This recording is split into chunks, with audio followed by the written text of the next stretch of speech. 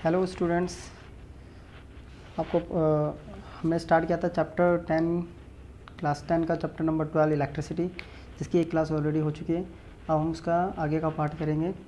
हम electric current तक कर चुके थे। अब हमारा जो नेक्स्ट टॉपिक है वो है हमारा इलेक्ट्रिक पोटेंशियल। तो हमारा नेक्स्ट टॉपिक है इलेक्ट्रिक पोटेंशियल। से स्टार्ट करते हैं।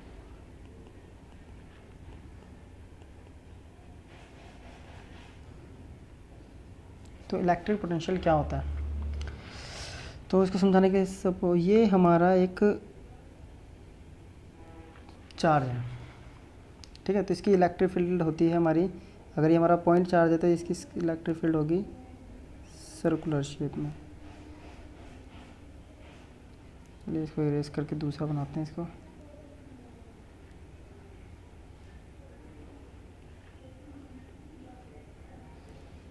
ये हमारा एक पॉइंट चार्ज है, ये इसकी इलेक्ट्रिक फील्ड की डायरेक्शन है।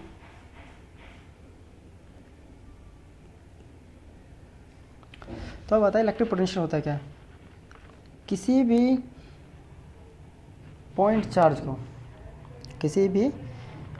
चार्ज को इनफाइनाइट से मीन्स इन्फिनिटी से ये इस इलेक्ट्रिक फील्ड के किसी भी पॉइंट पे, सपोज मैं इस पॉइंट पे लेकर आ रहा हूँ, यहाँ पे लेके आने का, ये क्या है आपका पॉइंट चार्ज या यूनिट पॉजिटिव चार्ज भी कह सकते हैं इसको। यूनिट पॉजिटिव चार्ज को लाने में जितना वर्क होता है वो कहलाता है हमारा इलेक्ट्रिक पोटेंशियल। तो डेफिनेशन लिखते हैं जो ज़्यादा क्लियर होगा। The electric potential at a point in an electric field is the amount of work done in bringing a unit positive charge from infinity to that point।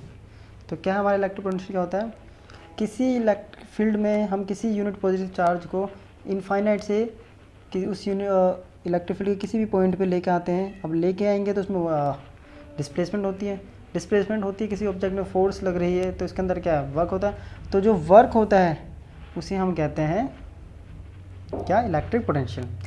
ये तो हो गया इलेक्ट्रिक पोटेंशियल। इसी से एक दूसरा वर्ड बनता है इलेक्ट्रिक पोटेंशियल से, potential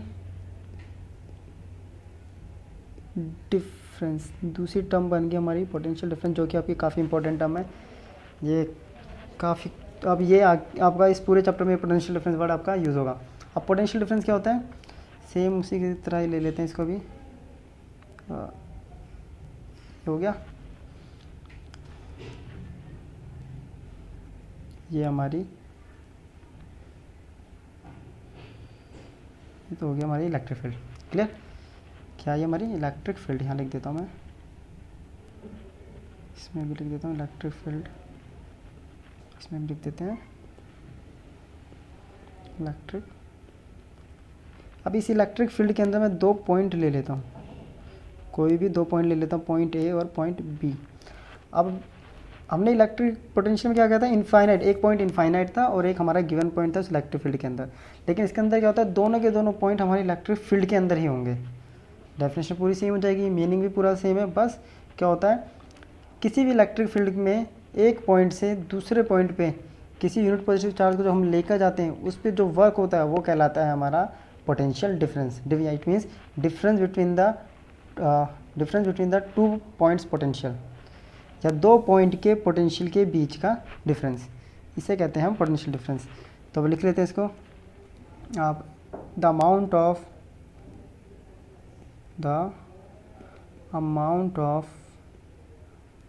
work done in bringing a unit positive charge from one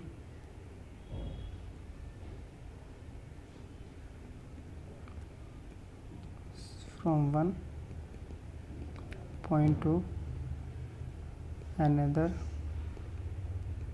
point in the electric field. तो यहाँ पे दो पॉइंट क्या है हमारे, बी, हम ए से बी पे लेके जा रहे हैं, तो इसको हम लिख सकते हैं, एक तो ये वे हो गया लिखने का, ये V B minus V A, ये क्या हो गया हमारा, ये क्या रिप्रेजेंट कर रहा है हमारे यहाँ पे, ये रिप्रेजेंट कर रहा है हमारा डिफरेंस, यानी दोनों पॉइंट्स के पोटेंशियल का डिफरेंस। और दूसरा मेथड हो जाएगा इसका हमारा, क्या कह रहा है पोटेंशियल डिफरेंस, कि वर्क डन बाय किससे, चार्ज, और अपॉन में अमाउंट ऑफ चार्ज, जो भी चार्ज हम ले रहे हैं। क्लियर। अब इसे इसका फॉर्मूला बनाते हैं हम। तो पोटेंशियल डिफरेंस को रिप्रेजेंट करते हैं हम वी से, वर्क को डब्ल्यू से और चार्ज को क्यू से। तो फॉर्मूला बन गया V equals to W by Q, W by Q. Clear. अब यहाँ से इसके सही यूनिट निकालेंगे। डब्ल्यू कैसे यूनिट होती है, जूल, इसकी ऐसे यूनिट होती है कुलम, तो इसकी ऐसे यूनिट होनी चाहिए joule per coulomb, but joule per coulomb use ना करके हम इसकी ऐसा यूनिट यूज़ करते हैं, सुना होगा आप लोगों ने, वोल्ट। वो भी वी से ही रिप्रेजेंट होता है, वी से। वोल्ट एक हमारे साइंटिस्ट उनके नाम पे है ये, तो वोल्ट। क्लियर। इसको मेज़र करने के लिए एक इंस्ट्रूमेंट होता है, उसे कहते हैं हम वोल्ट मीटर। क्या है ये, हमारा मेजरिंग इंस्ट्रूमेंट। हाँ, ऐसे एक और होता है जो मैं करंट में उसका लिख देते हैं, करंट को मेज़र करने के लिए यूज़ करते हैं। चलो पहले वोल्ट मीटर को explain. Volt meter always connected in, ये हमारा ऑलवेज कनेक्टेड होगा पैरेलल में, इन पैरेलल। ये पैरेलल और क्या होता है वो बाद में बताएंगे आपको, जो टॉपिक आएगा। अब आता है हमारा एमीटर, जो कि हम करंट में बताना भूल गए थे। Ammeter use to measure electric, ammeter भी एक मेजरिंग इंस्ट्रूमेंट है जो इलेक्ट्रिक करंट को मेज़र करता है, और ये कनेक्ट होता है सीरीज़ में। तो अभी आप कंफ्यूज नहीं होना है कि सीरीज़ और पैरेलल यहाँ पे क्या चल रहा है, इसको हम अब आगे टॉपिक्स आएंगे उसमें एक्सप्लेन करेंगे। ये हो गया। अब आता है हमारा 1 वोल्ट की डेफिनेशन काफ़ी बार पूछी जाती है। मैंने आपको बताया था क्वांटिटी को वन यूनिट से डिफाइन करना बहुत बार पूछा जाता है। तो 1 वोल्ट को डिफाइन करने के लिए क्या करेंगे, आप पहले फॉर्मूला लेंगे, ये हमारा फॉर्मूला है, इसके अंदर जितनी भी फॉर्मूलेज की क्वांटिटीज़ होती हैं सबको 1 यूनिट कर देंगे, 1 वोल्ट, 1 जूल और 1 कूलम। तो यहाँ से इसकी बन जाती है डेफिनेशन। तो डेफिनेशन क्या बोल रही, 1 जूल वर्क अगर हो रहा है किसको करने में, 1 कूलम चार्ज को एक पॉइंट से दूसरे पॉइंट पे इलेक्ट्रिक फील्ड में, तो हम ये कह सकते हैं कि उसका पोटेंशियल डिफरेंस जो है वो कितना है, वो 1 वोल्ट है। तो अब इसको लिख देते हैं हम, स्टार्ट करते हैं 1 वोल्ट यहाँ से। इफ़ 1 वोल्ट को डिफाइन करना है ना, if 1 joule of work is done in moving 1 coulomb of charge from one point to another point in the electric field, किसी भी इलेक्ट्रिक फील्ड में, तो हम क्या कहेंगे, then potential difference between the two point is said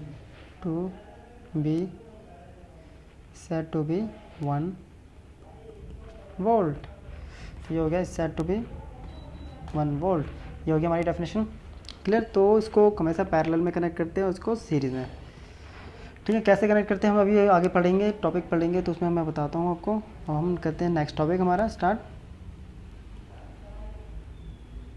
तो हमारा next topic है इलेक्ट्रिकल सर्किट।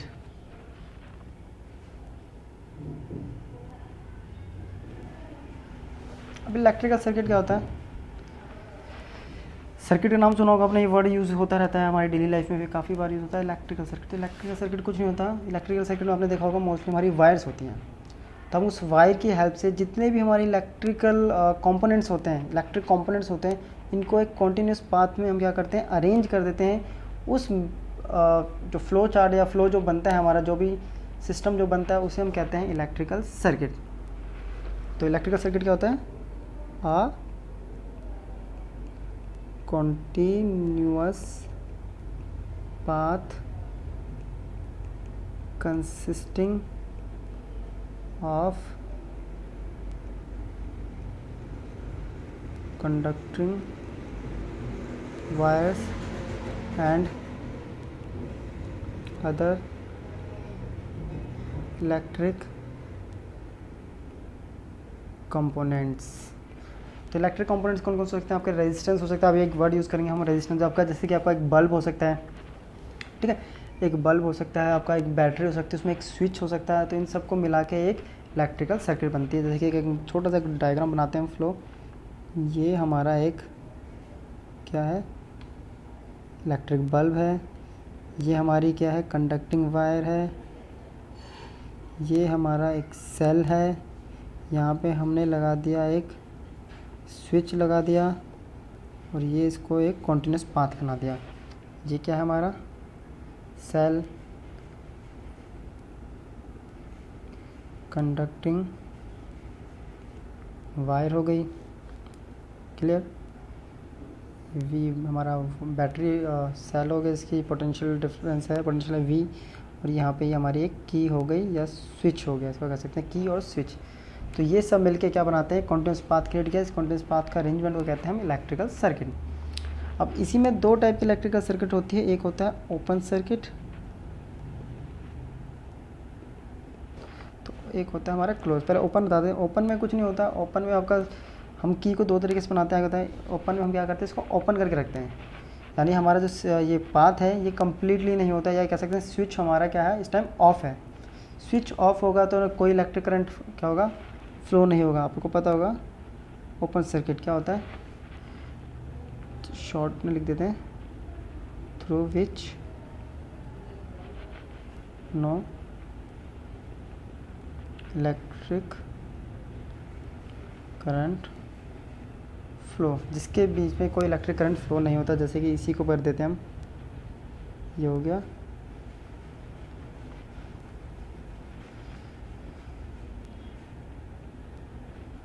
ये क्या है, इस टाइम ये ओपन है क्योंकि यहाँ पे ये डॉट नहीं लगा रखा मैंने।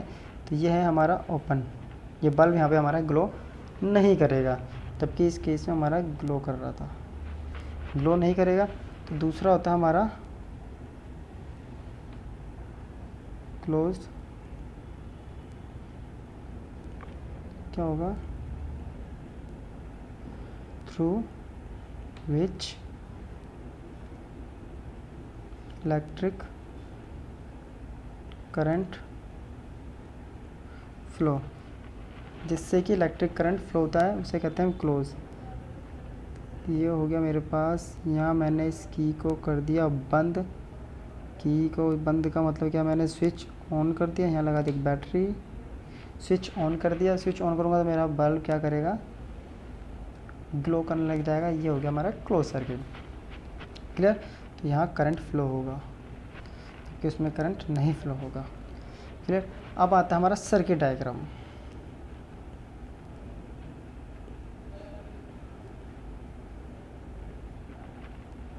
सर्किट डायग्राम क्या होता है? सर्किट डायग्राम होता है जो हमारा इंडिकेट करता है कि कैसे कंपोनेंट को, डिफरेंट डिफरेंट कंपोनेंट्स को हमें क्या करना है, कनेक्ट करना है, अरेंज करना है, उनके सिंबल का यूज़ करके, उसे कहते हैं हम सर्किट डायग्राम। ठीक है।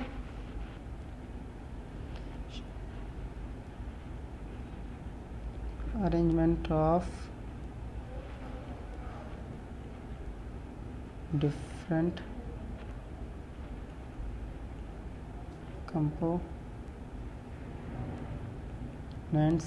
कंपोनेंट्स को करना है in an electric circuit by using their symbol, bye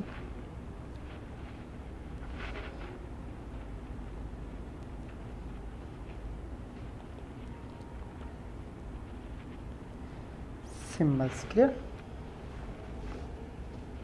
तो ये हो गया हमारा सर्किट डायग्राम। जैसे कि मैं बता देता हूँ यहाँ पे, तो ये मैं एक कंडक्टिंग वायर ले ली, एक एमीटर लगा दिया सीरीज़ में, यहाँ एक सिंबल हो गया, यहाँ इसकी जगह मैं बल्ब का सिंबल भी यूज़ कर सकता हूँ। क्लियर? ये हो गया एक स्विच, ये हो गया एक सेल, और यहाँ लगा दिया मैंने एक वोल्टमीटर V। ये सारे हो गए इनके सिंबल। तो इन सिंबल के हेल्प से हमने क्या करा, ये क्या हमारा स्विच या की, इसको कहते हैं हम सर्किट डायग्राम। ठीक है, हमारा क्लोज सर्किट हो गया, ये हो गया। अब हम करेंगे कुछ इलेक्ट्रिकल सिग्नल्स के, इलेक्ट्रिक कंपोनेंट्स के कुछ सिंबल्स, या ये कह सकते हैं हम इलेक्ट्रिकल सिंबल्स। तो सबसे पहले आता है हमारा वायर।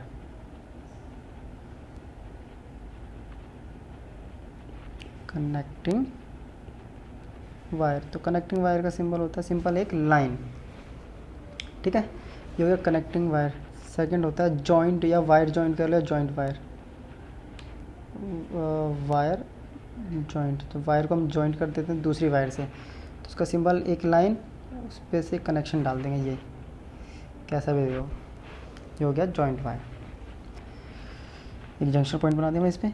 तीसरा होता है हमारा wire crossing without connection. Wire cross तो कर रही है लेकिन कोई कनेक्शन नहीं है, तो उसके लिए हम क्या करेंगे, ये होगी स्ट्रेट वायर, और ये वायर इसको क्रॉस करके जा रही है लेकिन कोई कनेक्शन नहीं है इन दोनों के बीच में। फिर नेक्स्ट आता है हमारा रजिस्टर। तो रजिस्टर का सिंबल होता है हमारा ये।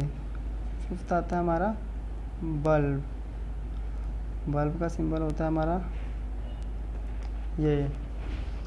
फिफ्थ आता है हमारा, फिफ्थ हो गया। सिक्स्थ आता है हमारा वेरिएबल रेजिस्टेंस या रजिस्टर। वेरिएबल रेजिस्टेंस, इसका सिंबल आएगा, पहले हम ये रेजिस्टेंस का सिंबल बनाएंगे और उस पर एक एरो डाल देंगे क्रॉस करता हुआ। तो क्या variable resistance. Plug switch on, seventh switch on. तो स्विच ऑन का क्या होता है, एट्थ स्विच ऑफ, कोई डॉट नहीं। 9 स्विच ऑन स्विच ऑफ हो गया। आपका रह गया क्या, इलेक्ट्रिक सेल।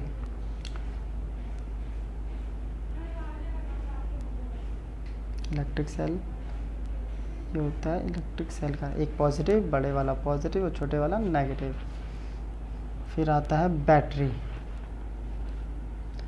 जो बैटरी होती है ये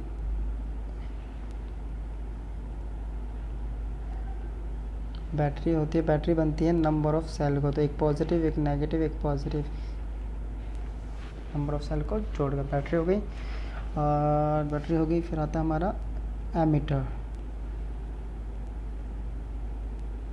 तो एमीटर का एक सर्कल, उसके बीच में ए, और फिर आता हमारा वोल्ट मीटर, एक सर्कल और उसके बीच में V वोल्ट मीटर। ये हो गया हमारा, तो ये हमारे कंप्लीट हो गए। अब आता है हमारा टॉपिक, छोटे छोटे से एक दो टॉपिक और हमारा। पहले हमारा आएगा कंडक्टर या कंडक्टर्स। कंडक्टर सुना है आपने? ये कंडक्टर वो नहीं है गाड़ी बस वाला, छोटी क्लास में आपने ऑलरेडी पढ़ा हुआ है कंडक्टर क्या होता है।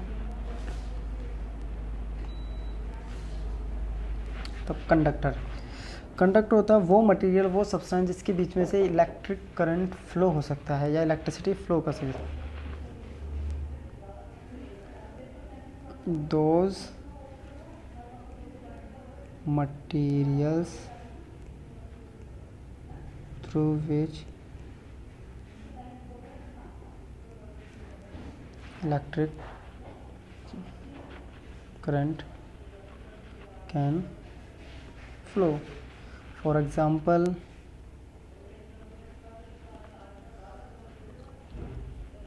copper, aluminium, etc. फिर आता है इसका ऑपोजिट इंसुलेटर्स। क्लियर? तो इंसुलेटर्स क्या होता है? अब इंसुलेटर नया वर्ड बना हमारा इंसुलेटर्स। तो इंसुलेटर्स होता है हमारा इसका opposite those materials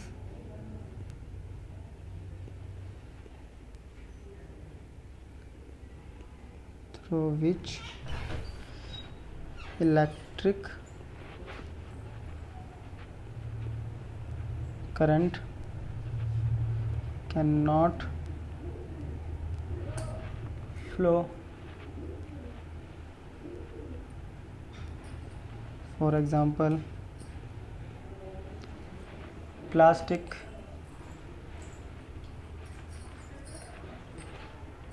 would, etcetera. ये होता है हमारा इंसुलेटर। तो कंडक्टर क्या होता है? वो मटेरियल जिससे हम इलेक्ट्रिक करंट को फ्लो कर सकते हैं किसी भी दो पॉइंट के बीच में, उसे कहते हैं हम कंडक्टर। और इंसुलेटर होते हैं जिसके बीच में हम इलेक्ट्रिक करंट को फ्लो नहीं कर सकते, होते हैं इंसुलेटर। कंडक्टर का एग्जांपल आपके मेटल्स हो जाते हैं, और इसमें इंसुलेटर मोस्टली नॉन मेटल्स होते हैं, लेकिन कुछ ऐसा इसलिए मैंने नॉन मेटल्स ना लिखे, मैंने प्लास्टिक, वुड और भी बहुत सारी चीज़ें होती हैं जैसे कि आपका कॉटन, क्लोथ, ये सारे हो गए आपके insulators. Clear? Conductor insulators complete हो गया। अब हमारा एक टॉपिक आता है, बहुत इंपॉर्टेंट टॉपिक, इसका नाम है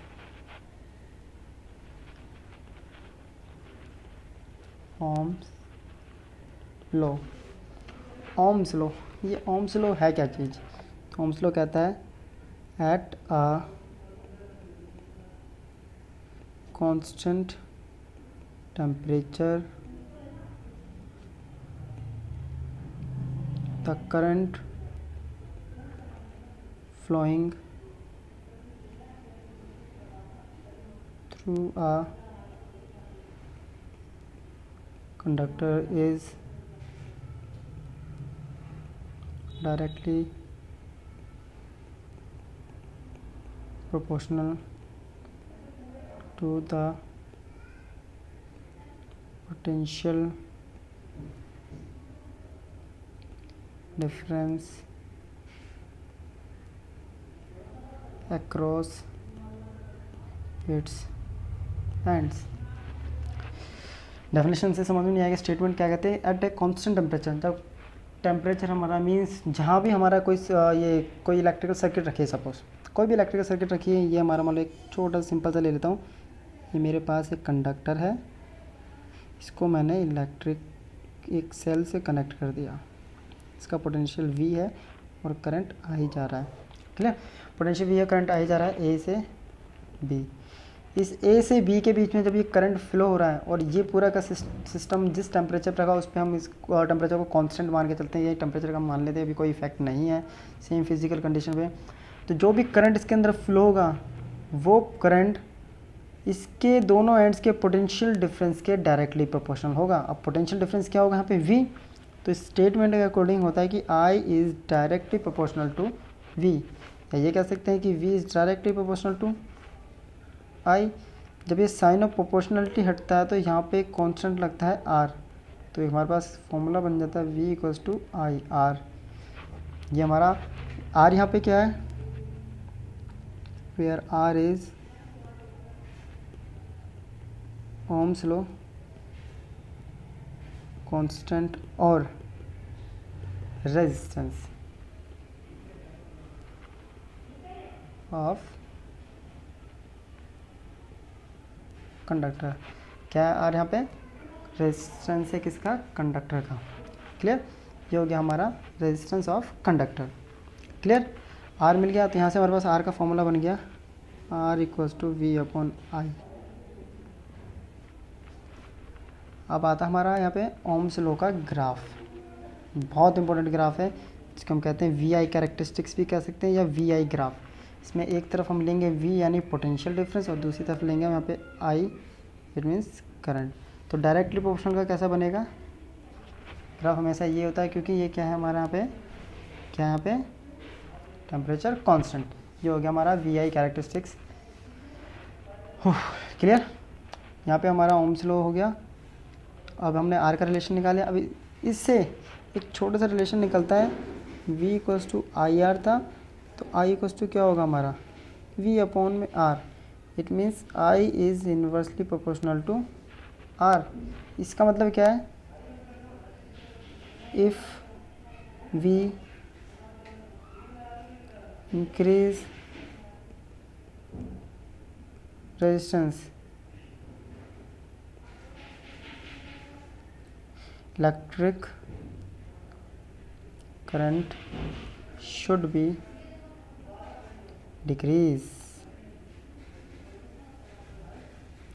मतलब ये जब भी हम R की वैल्यू को बढ़ाएंगे तो हमारा कम होगा और ये इसकी वैल्यू को डिक्रीज करेंगे और वाइस वर्सा,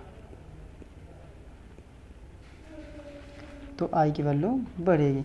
इट मीन्स अगर हमें किसी इलेक्ट्रिक इक्विपमेंट में हम चाहते हैं कि वहाँ पे करंट की वैल्यू ज़्यादा हो तो हम वहाँ पे R की वैल्यू को डिक्रीज़ कर देंगे, और जहाँ हम चाहते हैं कि करंट कम हो और R ज़्यादा हो वहाँ हम R की वैल्यू को बढ़ा देंगे तो करंट कम हो जाएगा। ये फैक्टर हमारा यूज़ होता है कहाँ पे, हम पढ़ेंगे हीटिंग इफेक्ट पे। इसी की हेल्प से हम यूज़ करेंगे कि हम रेजिस्टेंस को कहाँ कहाँ यूज़ करते हैं। तो अब यहाँ से हमारा एक नया टॉपिक मिल जाएगा रेजिस्टेंस, जो कि हम नेक्स्ट क्लास में पढ़ेंगे। आई होप आपको ये समझ में आया होगा अभी तक। Thank you.